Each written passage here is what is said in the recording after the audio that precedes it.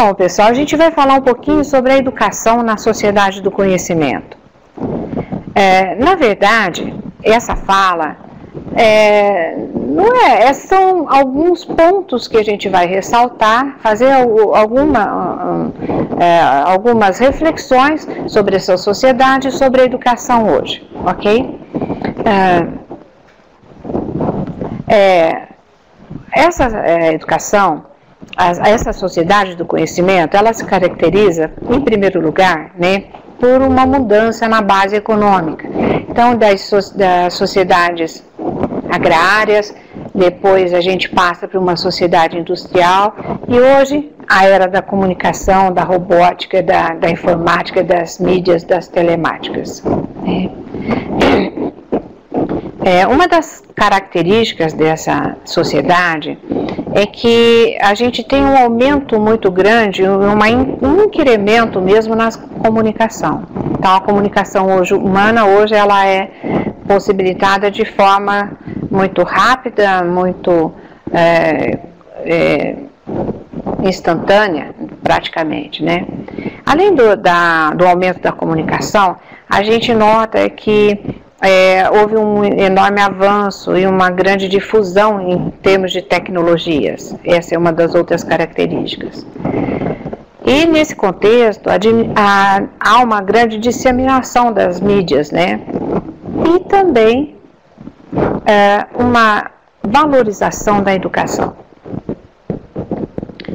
Mas ao mesmo tempo que esse mundo nos traz enormes avanços, é também um mundo de contradições, é uma sociedade altamente contraditória.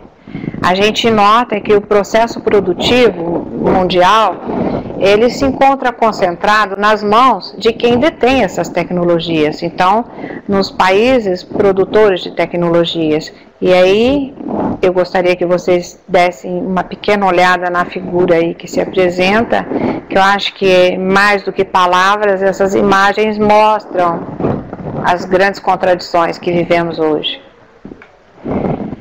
É também uma era de incertezas, né? E as incertezas que a gente deve encarar como elementos de transformação da nossa realidade social, econômica, cultural e educacional, né? E aí vem um pensamento do Edgar Morin, que é um pensador que, por mim, eu acho que é impossível falar hoje da atualidade sem citar Morin. E para ele, conhecer e pensar não é chegar a uma verdade absolutamente certa, mas exatamente poder dialogar com a incerteza. Nesse contexto, a educação. E a gente questiona e pergunta, por que a educação é tão valorizada na sociedade atual? Uma das respostas que a gente encontra em relação à necessidade de as empresas serem competitivas, né? Um mercado altamente competitivo e altamente tecnológico. Então, essa competitividade exige do trabalhador atualização constante. Então, existe aí também um aumento muito grande nas exigências, no sentido de que ele tenha competências ou que venha adquirir competências para estar atuando no mercado de trabalho. Então, novas competências, novas habilidades são também exigidas. Aquilo que você sabe fazer hoje, amanhã é necessário, mas normalmente não é suficiente para atender a esse mercado de trabalho, né? Então, nesse contexto, a educação e a capacidade de aprender torna-se um valor em alta na sociedade, né? E temos aí um lugar de destaque para a educação. E é lógico que essas tecnologias, principalmente as tecnologias educacionais, têm repercussão direta tanto na produção do conhecimento como na disseminação desse conhecimento, na disseminação dos saberes, né? E aí acho que vale um pouquinho a gente estar pensando sobre as tecnologias. Uma pequena reflexão. E aí a tecnologia, e a gente entra um pouquinho nas questões, porque eu vejo assim que você discutir ciência, tecnologia e o mundo das relações humanas, você também deve buscar algumas explicações no mito, para tentar essa equação aí um pouco mais compreensível. Então as tecnologias, o mundo das máquinas, e a gente pergunta, é um mundo frio? É um mundo no qual as emoções não se manifestam? É um mundo estranho às significações e aos valores humanos? E aí eu paro um pouquinho para vocês, gostaria que dessem uma olhada na imagem que se apresenta e olhassem para o fogo, porque nesse momento eu queria fazer uma pequena divagação aí. O fogo de Prometeu. Aí, lembrando da mitologia, Prometeu, aquele titã grego que consegue enfurecer Zeus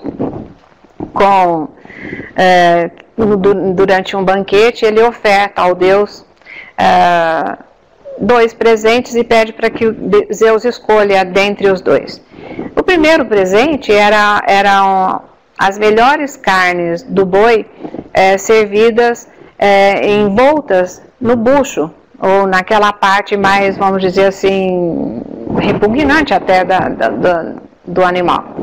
E o segundo presente eram os ossos do boi, envoltos numa fina camada de gordura, mas a aparência atrativa, né? E Zeus olha para um e para o outro e escolhe o segundo. Então, quando ele vai degustar, ele descobre que eram ossos. E aquilo enfurece Zeus e ele, em retaliação à ofensa de Prometeu, ele rouba o fogo da humanidade, né? Então, imagine a gente vivendo ou convivendo sem o fogo. E aí Prometeu se sente responsável, né, por esse castigo e consegue roubar o fogo de novo de Zeus e esconde num talo de funcho e traz de volta o fogo e entrega aos humanos. Então, só para fazer uma pequena parte aí, o mesmo fogo. Bom, só para continuar a historinha do Prometeu, e aí ele é castigado por Zeus e acorrentado a um rochedo, no qual todos os dias vem uma águia e come o seu fígado durante o dia. E à noite esse seu fígado se regenera. Mas ele fica ali por muito tempo acorrentado e depois é libertado. Mas voltando ao porquê dessa história, é que o mesmo fogo de Prometeu é o fogo que cozinha o alimento, que movimenta uma máquina a vapor, que explode nas centrais nucleares. O Pierre Levy é que faz essa reflexão no livro dele, Cybercultura. Então, e aí a gente pensa sobre as tecnologias. A mesma mão que talha o sílex, a pedra bruta, e faz dela um instrumento, é a mesma mão que escreve, é a mesma mão que cozinha o alimento, é a mesma mão que tece num tiar, né, e fabrica as vestimentas, ou que dirige, ou que conduz o leme de um navio, né. Então,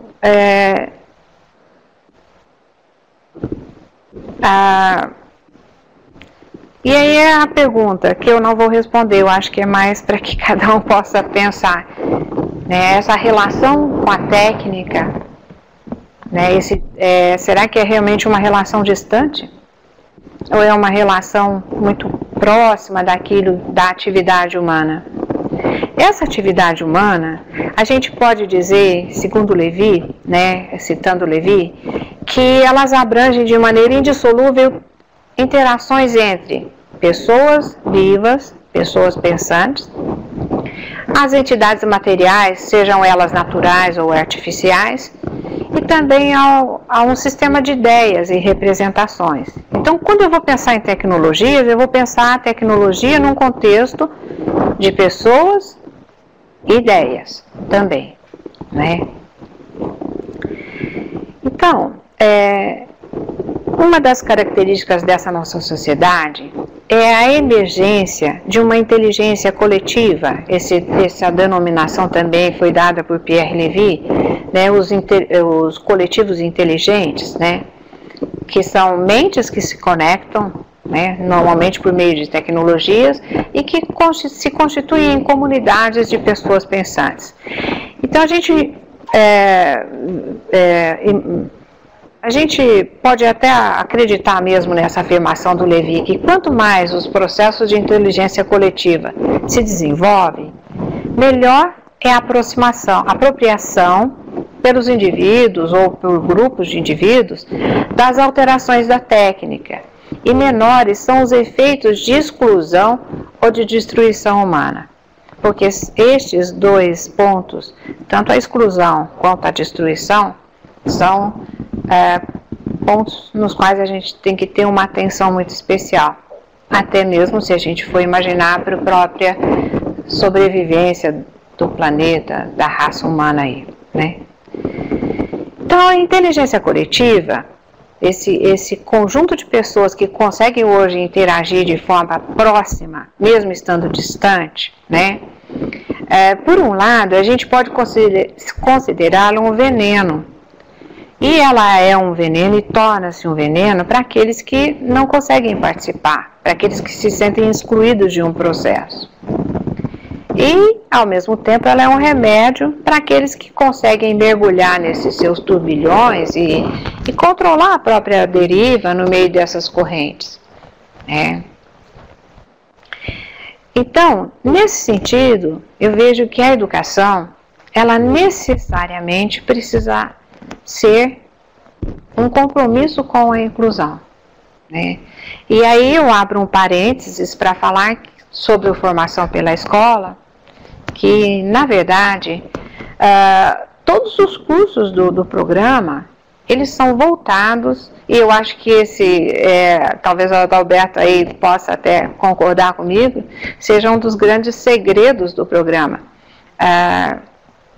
ter o compromisso com a educação, com a qualidade da educação, com a inclusão de todos, né?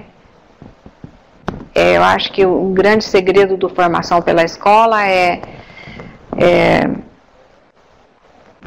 ser constituído de pessoas que realmente acreditam na educação. Bom, então a educação inclusiva é uma das metas que nós podemos estar aí perseguindo.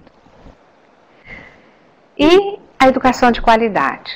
De novo eu peço atenção para esse slide que está aí, que é no qual a gente consegue ver escolas extremamente equipadas, quadras esportivas com material adequado, computadores, tecnologia, rede, internet, e ao mesmo tempo lá em cima, no alto, um contraste muito grande que a gente sabe que ainda é o desafio da educação brasileira. Conseguimos alcançar, em termos de quantitativos, um patamar desejável, não é ainda vamos dizer, o último, mas é um patamar, uma conquista grande, mas em termos qualitativos a gente ainda tem esse contraste, que enquanto a gente tem escolas com todo um equipamento, com toda uma estrutura, a gente ainda tem escolinhas como aquela que a gente vê na imagem. Então esse é um desafio, né? É um grande desafio. Nesse contexto a gente vai falar um pouquinho agora sobre a cybercultura. E aí, de novo, recorremos ao Pierre Levy, e ele nos coloca que há 3 princípios que orientam o crescimento desse cyberespaço, né, hoje. Primeiro, a interconexão, as comunidades virtuais e a inteligência coletiva. Vamos falar um pouquinho agora sobre cada um deles, mesmo porque as bases do Formação pela Escola estão fundamentadas nesses princípios. A interconexão, na verdade, constitui a humanidade como um contínuo sem fronteiras. Cava um meio informacional oceânico e mergulha os seres e as coisas no mesmo banho de comunicação interativa. Então, hoje é possível estar aqui me comunicando com vocês, com uma proximidade muito grande, né? É um exemplo disso, um dos exemplos. Em segundo lugar, sobre as comunidades virtuais, né? Formação pela Escola e o próprio Instituto Formar pela Escola acredita muito que por meio dessas comunidades a gente vai conseguir fazer grandes avanços na educação, porque essas comunidades são construídas, em primeiro lugar, sobre a afinidade de interesses. As pessoas se reúnem, as pessoas se conectam quando têm interesses comuns. Hoje eu tenho certeza que vocês estão aí todos com o mesmo objetivo, com o mesmo sentido, que de alguma forma é participar de um curso de tutoria que vai formar pessoas, né, para estar conectada com todo esse processo que é possível por meio dos programas e das ações do FNDE, de trazer condições de melhorar as escolas, a educação, aí cada qual na sua localidade, no seu município. Então, além da afinidade de conhecimentos, as pessoas se reúnem por ter um projeto em comum, por ter necessidade ou vontade de participar de processo de cooperação, de troca. Isso independentemente, claro, das proximidades ou das distâncias físicas, geográficas, ou até mesmo das filiações institucionais. O outro passo, a inteligência coletiva, o outro componente aí, e a gente pensa que um grupo humano só se interessa em constituir-se como comunidade virtual para aproximar-se do ideal de coletivo inteligente, mais imaginativo, mais rápido, mais capaz de aprender e inventar do que um coletivo inteligentemente gerenciado. E aí eu abro um parênteses para dizer, essas redes, no qual todos participam, são redes que têm por princípio a democracia, né? Não existe na internet um comando central. Assim como nessas nossas redes, embora existam mediações, acompanhamento, não existe um comando central. Todas as pessoas que dela fazem parte têm a mesma importância. O cyberespaço, ok? Então, todos os níveis, esses 3 níveis, talvez sejam secretamente movidos por 2 valores essenciais. O primeiro é a autonomia. E aí a figurinha lá do Ícaro, né, que consegue fazer umas asas e voar. E a segunda questão, o segundo ponto, é uma abertura para a alteridade. E aí uma pausa para a gente pensar um pouquinho nessa alteridade, o que significa alteridade. Acho que o sentido de que eu possa me abrir para o outro, eu possa enxergar o outro e deixar que ele também me veja, que ele também me enxergue. E aí eu coloco uma frase, eu trago uma frase para vocês do Umberto Eco, que foi uma das frases mais importantes ou mais marcantes que eu já pude ler. O Umberto Eco trocando correspondências com o cardeal Martinelli, numa das respostas ao cardeal, ele diz assim: assim como ensinam as mais laicas entre as ciências, é o outro, é o seu olhar que nos define e nos forma. Então, voltando para a nossa, a questão do cyberespaço, esse movimento contínuo de interconexão, rumo a uma comunidade interativa de todos com todos, é em si mesmo um forte indício de que a totalização não ocorrerá, né? É um espaço privilegiado para a emergência da EAD online, né? Daqui a pouco teremos a Diana falando, entrando especificamente nesse assunto. É um espaço informacional e é um espaço de virtualizações. E aí a gente aproveita para falar um pouquinho o que é virtual. Como é que a gente pode entender isso?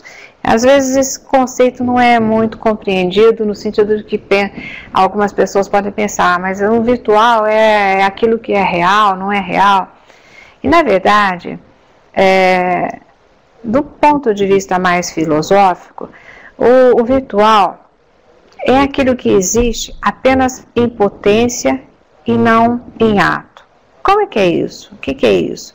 Por exemplo, eu tenho na semente o potencial de que essa semente venha a se transformar numa árvore. Então, ela pode vir a se transformar ou não. Então, aí é um campo de forças de um problema que tende a resolver-se em uma atualização. E aí, quando eu digo numa árvore, alguém pode, olhando aquelas imagens, pensar numa árvore como a primeira, como a segunda toda florida e cor-de-rosa, ou uma árvore no outono, ou numa árvore seca, enfim.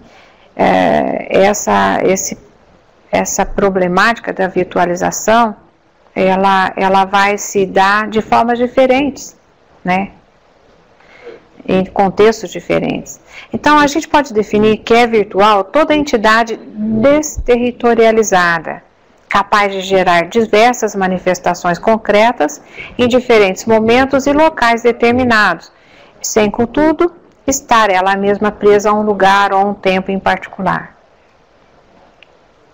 O virtual é uma fonte indefinida de atualizações, porque a gente nunca tem certeza. Por exemplo, eu posso estar aqui falando com vocês, a conexão cair e de repente eu continuo falando, mas vocês não vão receber a minha mensagem. Então, ela pode ou não chegar até vocês, né? Se acabar a energia, né? E aí, esse é o sentido. Então, o virtual é uma coisa que existe, mas sem necessariamente estar presente. E no contexto das redes digitais, a informação, ela certamente se encontra fisicamente situada em algum lugar, em um determinado suporte, mas ela também está virtualmente presente em cada um dos pontos da rede, né? Desde que conectados, ela é possível estar lá. O cyberespaço, gente, então é apenas as particularidades técnicas desse cyberespaço permite que os membros de um grupo humano se coordenem, cooperem, alimentem e consultem uma memória comum, e isso quase em tempo real, apesar da distribuição geográfica de diferença e também da diferença de horários, né? Então, esse cyberespaço, ele permite a combinação de vários modos de comunicação, correio eletrônico, conferências, hipertextos, compartilhados, os ambientes virtuais de aprendizagem e mundos virtuais, né? Ele cria as condições para a emergência da EAD online, que é o nosso próximo tema, no qual a Diana vai poder falar para vocês. Bem, pessoal, eu gostaria de, nesse momento, agradecer. Foi um imenso prazer, uma grande emoção estar aqui, podendo falar com vocês, e imaginando, porque nosso equipamento ainda não permite que eu os veja, mas imaginando aí como é que pode ser a reação e por menos que eu esteja visualizando cada um de vocês que está aí do outro lado, eu sinto que há uma interação e que essa interação está aí no ar, não sei onde. Mas agradeço a oportunidade de estar aqui tendo essa conversa com vocês.